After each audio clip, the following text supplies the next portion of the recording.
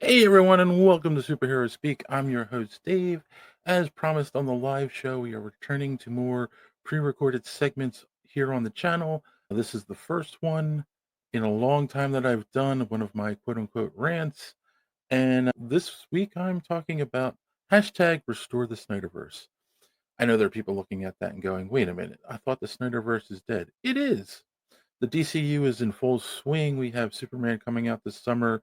Creature Commandos has already been released online, and here we go. James Gunn is in full swing, and why are we still talking about this? I had also recently said in the show that I had joined groups on Facebook that are the official DCEU community, and there are a lot of people in there that are, what's the right term? Extremely delusional that somehow Zack Snyder is going to come back, DCEU, and we're going to be right back to where we were. And it's not going to happen, not even close. But let's talk about this. I want to present some facts about the whole thing, and hopefully, this is the last time I will have to talk about this.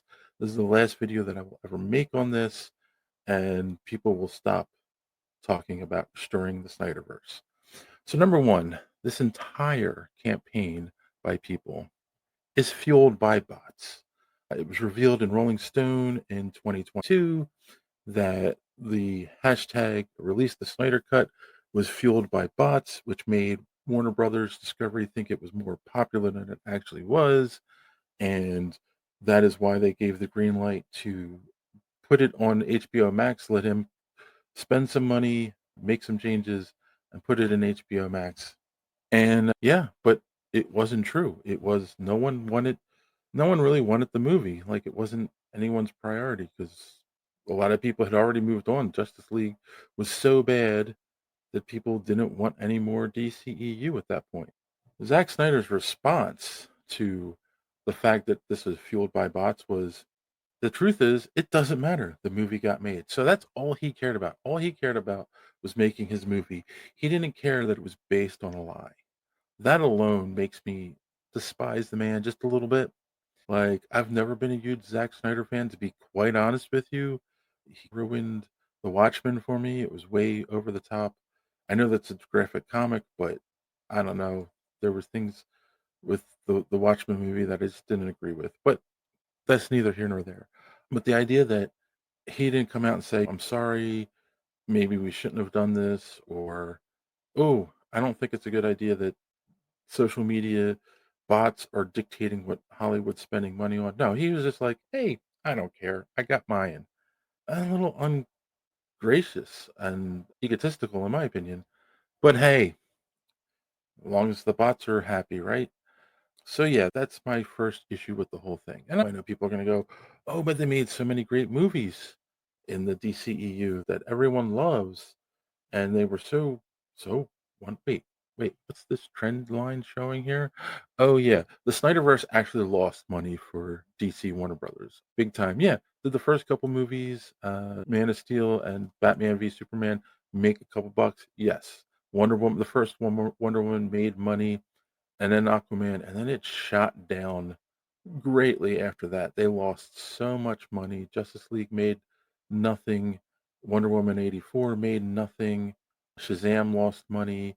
Fury of the Gods lost even more money. There was a weird spike at the end with the last Aquaman movie, but I feel like people went and saw that ironically. But yeah, the Justice League DCEU lost money. It's so what does that mean? Yeah, the company's not going to do it. They're not going to bring it back because it's a money loss. They're not going to put money into something that isn't going to guarantee the money back. So then the other big rumor that was floating around for a while was Zack Snyder's going to restore the Snyderverse at Netflix, right? He started working with Netflix. His Rebel Moon movies are over there. He's got a big contract with them. Oh, he's got a studio behind him now. He can bring the Snyderverse back. To which he said, Snyder said that I'm willing to continue the Snyderverse with Netflix if I had the rights to the DC characters. To which Jim Lee, the head of DC at the time, I think he's still the head of DC, he said, yeah, they have no plans to ever redo the Snyderverse or work with Zack Snyder and with the DC characters again.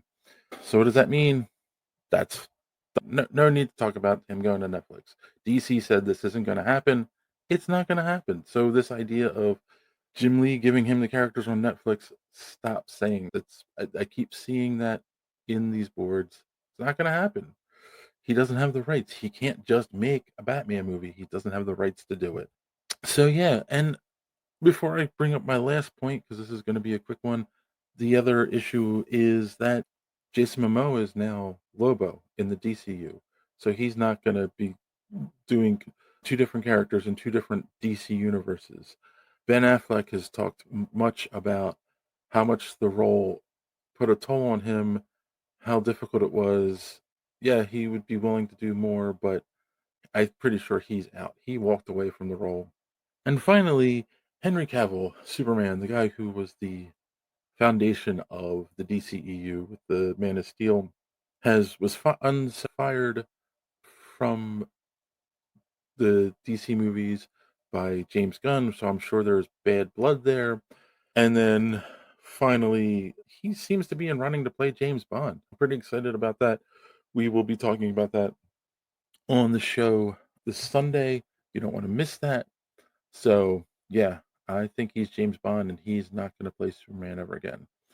And the last thing, recently, James Gunn and Zack Snyder posed for a picture together and put it out on the social medias, and everyone lost their minds. Oh, look, this means Zack's being brought in to work on the DCU and do an Elseworlds version of the DC movies. To which James Gunn, as we pointed out in the show this week, said, "It's odd to have someone that you're friendly with in real life be the guy that is positioned as your Lex Luthor."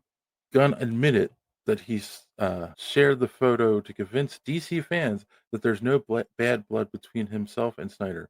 And in the Variety article that this came from, he also stated that no, they were just having a lunch meeting. There is no plans to bring back the Snyderverse as a DC Elseworld story, so that rumor is dead.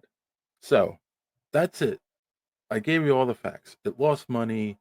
He doesn't have the rights to the characters. He can't do it in Netflix. James Gunn is having come out and said, I have no plans to do his version of the characters.